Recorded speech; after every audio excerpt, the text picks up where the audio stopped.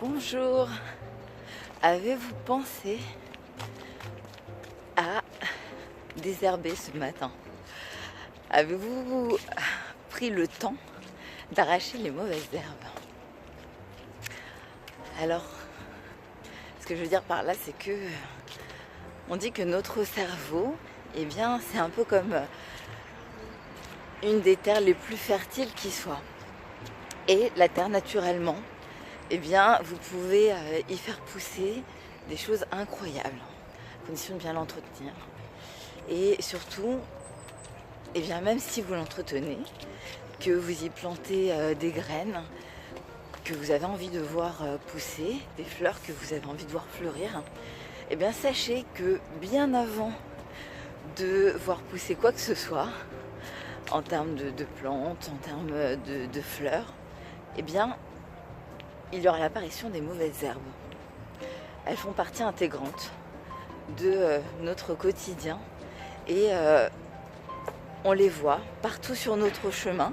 Elles poussent naturellement, sans aucun effort, et on a le choix de les laisser pousser, sauf qu'à un moment donné, ça va prendre la place et que éventuellement, ça peut même empêcher eh bien, les bonnes graines de pousser, de germer et les fleurs de fleurir.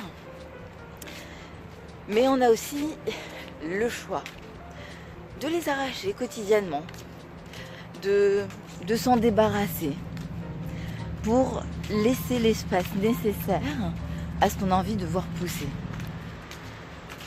Alors, eh bien, quotidiennement,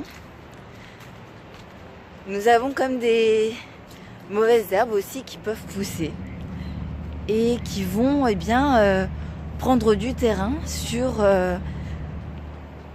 nos cerveaux, nos 3 cerveaux.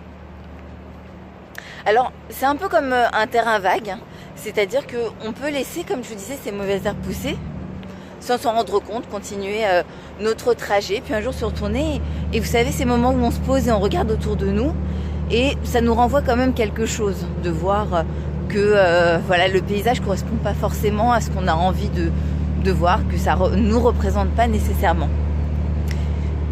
Par contre, si on prend le temps de conscientiser les choses avec nos 3 cerveaux, alors quand je vous dis nos 3 cerveaux, c'est-à-dire quel est l'état de mon terrain intérieur, au niveau de mes pensées, qu'est-ce qui nourrit mon esprit aujourd'hui, au niveau de mes émotions, dans quel état d'énergie émotionnelle je me trouve.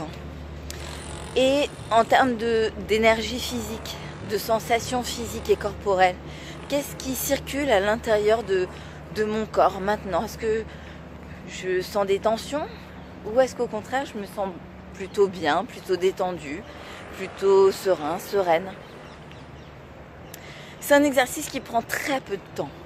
C'est un exercice qui permet quotidiennement eh bien, de préparer notre terrain à laisser germer tout ce qu'on investit quotidiennement en termes de temps, en termes d'énergie, en termes d'idées, en termes de projets.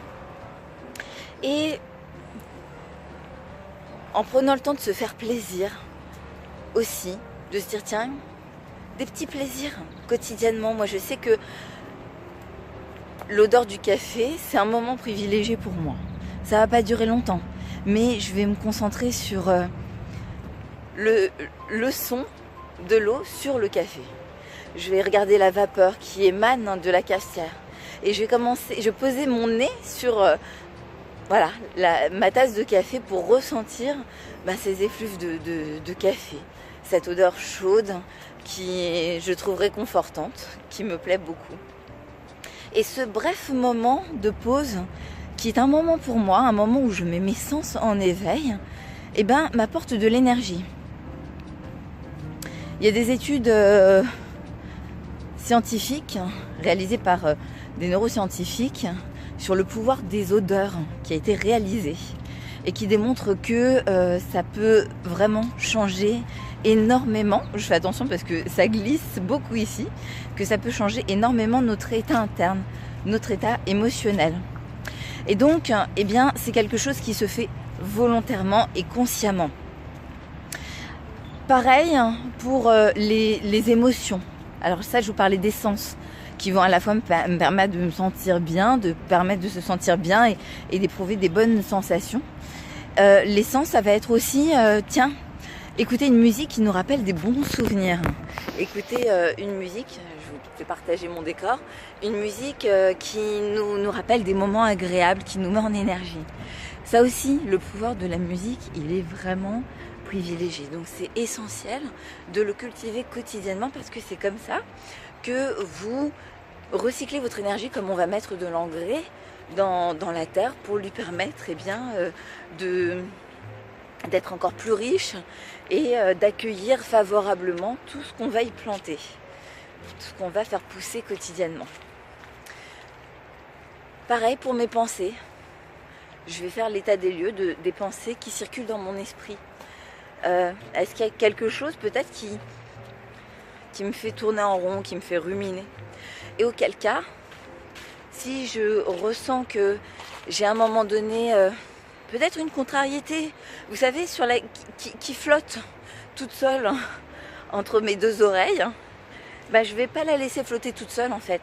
Je vais la transmuter, c'est-à-dire que si je pense à une situation où j'ai pas encore de réponse, où j'ai pas encore de solution, eh bien je vais aller chercher ce que ça va m'apporter, le fait d'avoir des solutions. Ou je vais poser une question en me disant comment je peux attirer à moi cette solution, comment je peux résoudre cette situation, toujours avec une terminologie positive.